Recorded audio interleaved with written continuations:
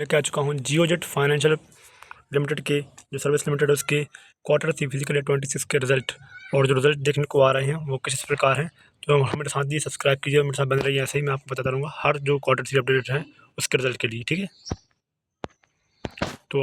तो दोस्तों जियोजेट फाइनेंशियल के रिजल्ट आए हैं, उसमें रेवेन्यू फ्रॉम ऑपरेशन देखें तो revenue from operation, total revenue operation में सितंबर क्वार्टर में कंपनी के 16,980 करोड़ थे। और यहाँ पर अगर देखें दिसंबर क्वार्टर में तो 16,010 करोड़। मतलब यहाँ पर सीधा अगर अपन देखें तो कंपनी की जो रेवेन्यू घटते हुए नजर आ रहे हैं, जो कि 6.7% के आसपास 6.7% के आसपास गिरावट देखी गई क्वार्टर टू क्वार्टर में। अगर हम यहाँ साझा साल की बात करें तो साझा साल में देखें तो दिसंबर 2024 में कंपनी की जो रेवेन्यू फ्रॉम ऑपरेशन थे 17,168 करोड़ था, जो कि दिसंबर 2025 में रेवेन्यू फ्रॉम ऑपरेशन 16,010 करोड़ के आसपास है। मतलब इसमें भी अच्छी खासी गिरावट देखने को मिल रही है, जो कि 64% के आसपास 64% के आसपास गिरावट देखने को मिल रही है ईयर ऑन ईयर में। तो ईयर ऑन ईयर में 64% और क्वार्टर टू क्वार्टर में 6.7% गिरावट देखने को रेवेन्यू फ्रॉम ऑपरेशन मिल रही है। अगर टोटल हम एक्सपेंसेस की बात करें, टोटल एक्सपेंसेस देख लेते हैं कंपनी के जियोजेट फाइनेंशियल के एक्सपेंसेस टोटल कितने रहे हैं। तो टोटल एक्सपेंसेस देख लेते हैं। टोटल एक्सपेंसेस कंपनी के रहे हैं जियोजेट फाइनेंशियल के, टोटल एक्सपेंसेस रहे हैं सितंबर क्वार्टर में 14,264 करोड़।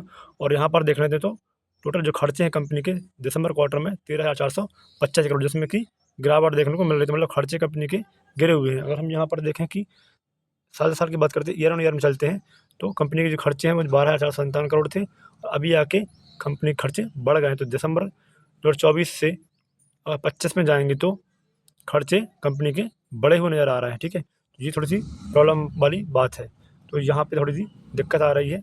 और अगर प्रॉफिट बिफोर टैक्स की बात करें तो कंपनी के प्रॉफिट बिफोर टैक्स मतलब कि टैक्स जो पहले जो आया है उसको देखते हैं तो सितंबर क्वार्टर में 3,030 करोड़ था और यहाँ पर दिसंबर क्वार्टर में 1,633 करोड़ है। मतलब कि यहाँ पर जो आय है कंपनी की टैक्स चुकाने से पहले वो भी कंपनी की आय घटती हुई नज़र आ रही है। मतलब कि यहाँ पे भी डिक्लाइन देखने को मिल रहा है और ये डिक्लाइन काफ़ी परेशानी वाला हो सकता है जियोजेट के लिए। तो जियोजेट की अगर अपन देखें कि सालाना क्या इसका प्रॉफिट बिफोर टैक्स रहा है, तो सालाना चलते हैं दिसंबर 2024 में 4,753 करोड़ था प्रॉफिट बिफोर टैक्स में जो पैट रहता है। और अभी जो पैट दिख रहा है वो प्रॉफिट बिफोर टैक्स जो रहता है वो 1,633 करोड़। मतलब कि यहाँ पे भी अच्छी खासी गिरावट देखने को मिल रही है साझा साल में भी और तिमाही में भी।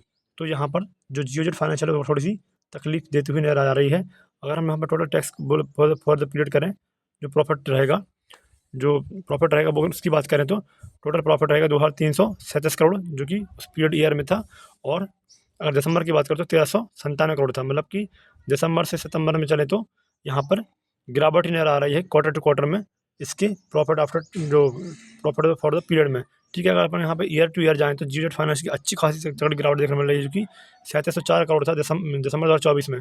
2024 से 2025 में जाएंगे तो यहाँ पर तगड़ी गिरावट देखने को मिल रही है 1,397 करोड़ के आसपास। तो यहाँ पर हर तरीके से जियोजेट फाइनेंशियल अपने डिसीजन और जो बैलेंस शीट यहाँ पे शो की है उसमें लैग करते हुए पिछड़ते हुए नजर आ रही है, जो कि काफ़ी घातक होने वाला है जियोजेट फाइनेंशियली। और उसका प्रॉफिट आफ्टर टैक्स की बात करें तो प्रॉफिट आफ्टर टैक्स में देखें तो यहाँ पे सितंबर क्वार्टर में 2,218 करोड़ था और दिसंबर क्वार्टर में 1,313 करोड़ था। मतलब यहाँ पे भी पैट में तगड़ी गिरावट देखने को मिल रही है। और अगर ईयर टू ईयर जाएंगे तो दिसंबर 2024 में जो पैट था 3,593 करोड़ था और यहाँ पे 1,300 करोड़। मतलब कि यहाँ पे पैट में भी तगड़ी गिरावट मिल रही है। तो ये पैट्स है, ऑपरेशन रेवेन्यू फ्रॉम ऑपरेशन है, प्रॉफिट बिफोर टैक्स से हर तरीके से कंपनी जियोजेट फाइनेंशियल है अपने रिजल्ट को लेकर पिछड़ती हुई नजर आ रही है। और अगर हम यहाँ पे कंपनी की ईपीएस की बात करते हैं, ईपीएस और देख लेते हैं ईपीएस किस तरीके से कंपनी ने पेश किए हैं।